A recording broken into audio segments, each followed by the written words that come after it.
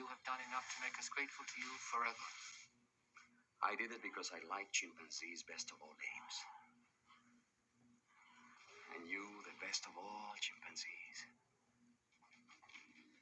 I did it because I hate those who try to alter destiny, which is the unalterable will of God. And if it is man's destiny one day to be dominated, then, oh, please, God, let him be dominated by such as you. Barakatah Yahweh, Barakatah Yahweh Shah. All praises to Yahweh, Ba'ashem Yahweh Shah, Ba'ashem Rekakadash. Yahweh being the name of the Heavenly Father, Yahweh Shah being the name of his only begotten Son, who they ignorantly call Jesus Christ. Now you see in the clip that you had this guy, the circus manager, he talking about that if man is to be dominated, he should be dominated by somebody like the so-called chimpanzees, which pretty much represent, we know it represents the Israelites. Now, that was the video from when they went to I would say the past. They went to the past from the future because they was from 3,955, which adds up to 22, the year that we are in right now, 2022. But they went back to 1970, maybe 73, maybe in the movie. So when they went back, the people pretty much, the beast man, Esau and his government was trying to pretty much kill the people because they heard that they was going to dominate the world in the future. And this is identical to what these dragons is hearing now about the Israelites. And that's why you see abortion clinics all over the neighborhoods or the so-called ghetto where the Israelites live. Now, let's go to, let's see here. Let's go to the scripts and show this in the scripts. Let's see. This is what they do. You know what? I won't. Give me Exodus chapter 1. Let's try verse 20. It says here, this is what Pharaoh did. Now, we know now these so-called beast men, these Edomites, they are the modern day Pharaoh. You see, and look at what the decree the king gave the midwives in 16. It said, and he said, when ye do the office of a midwife to the Hebrew women, and see them upon the stools, if it be a son, then ye shall kill him. But if it be a daughter, then she shall live. So pretty much they was trying to kill the boys who was going to further the seed line or the existence of that nation. Now let's go to another point. You had in the movie, they when they had their baby, they left the she went into the cage with the other chimpanzee, and she left um the child. Let's go. She left the child with the other the so-called untamed chimpanzee. Okay, so they was trying to kill the baby, and even in the movie, when he was talking to the president, they brought up Yahushua and said, "Oh, they tried to you remember when they tried to kill Yahushua, and that didn't work. You see, so they brought up the who they what the movie was about inside the movie. So when you go into let's see here, 'cause it talks about what happened when Yahushua was running from Herod. What it said here in 13, he said. Well, in 12 it said, and being warned of God in a dream that they should not return to Herod, they departed into their own country another way. This is what they gonna do in the version when they came to America, the so-called chimpanzees. It says, and when they departed, behold, another angel of the Lord appeared to Joseph in a dream, saying, arise and take the young child and his mother and flee into Egypt. So why did they flee into Egypt? Because Egypt, they could hide amongst the other dark races. See, amongst the other dark races, so they could camouflage the child, just like when she went into the cage and left her son from the future with the chimpanzee from the past, and took the chimpanzee from the past with her, where they went to hide in some abandoned ship. And so this is what the Lord is doing. This is what he did to his people, because he knew the nature of these nations and what they would try to do. Look at what they would try to do to the nation. He said, they have said, come and let us cut them off from being a nation.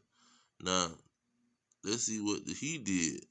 And he said specifically what he did. He said, in verse 3, they have taken crafty counsel against thy people and consulted against your hidden ones. So he was hiding the nation of Israel, and that was one of the reasons they lost their identity when they got off them slave ships, because let's go to that, 17:4. He said, and thou even thyself shall discontinue from your heritage that I gave you, or you shall lose your heritage from that I gave you. You see, so he caused them to lose their heritage and to pretty much forget who they were while they was in captivity, because this is what was going to keep them alive.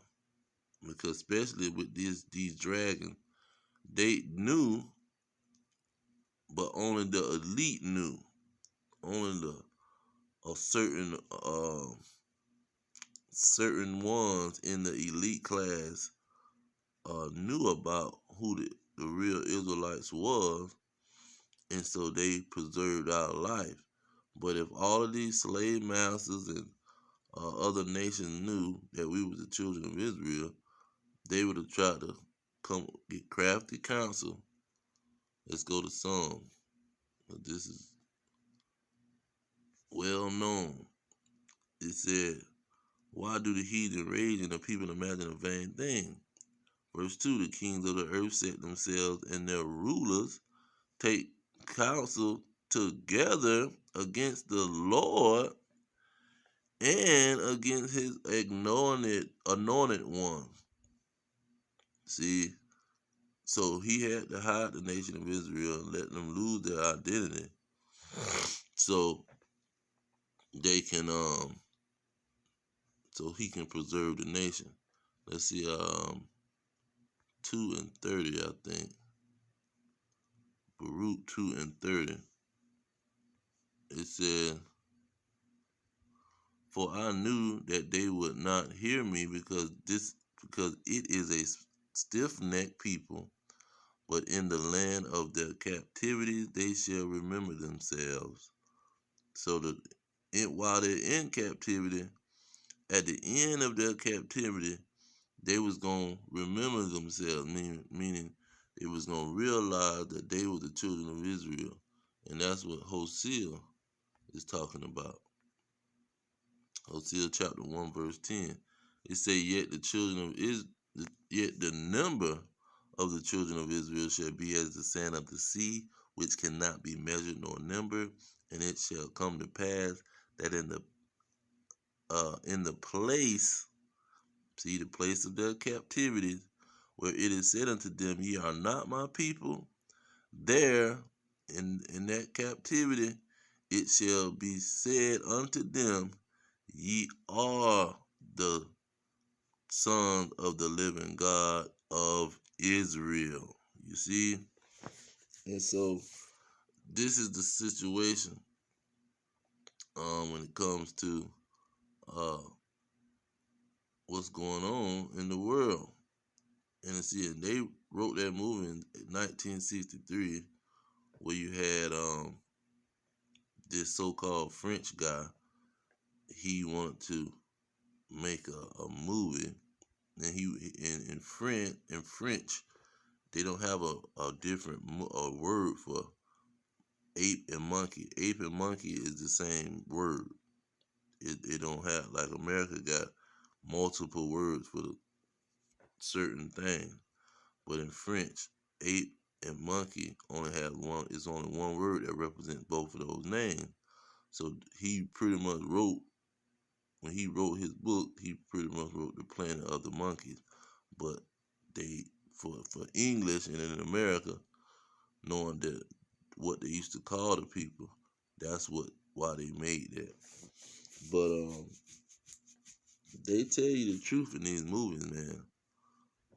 They be telling you the truth, and the Jewish community makes these Hollywood movies. They write the scripts and they make the movie. Like Steven Spielberg is a small hat, and you got Stephen King. He a small hat. A lot of these producers of these movies are small hats, and the people who own the station, own the TV stations who play them, and they pretty much own all of the production in Hollywood. And so these individuals already know the truth, like with the Marvel comic books that got Stan, I think his name, Dan Lee, Stan Lee or Dan Lee. He straight up said this is what he was making his stuff about the racial divide or the racial problem, and he wanted to make a cartoon or a fictional movie to address the racial problem. And the only racial problem is between Jacob and Esau. That's the only main racial problem that we got here in America, because this is where a lot of this stuff is being focused on. And so I'm gonna leave it there pretty much. Um, talking about the Lord hiding the children of Israel. We got Egypt, we got Yahushua when Herod was trying to get him, and when else they hit him. Um, no, that's not Esther. Yeah, those are the two main accounts. And so then you got the nations coming after the Israelites, and the Lord protected the Israelites in that way. So let's see, let's get the conclusion. So once he where is it? Joel. Once they realize who they are,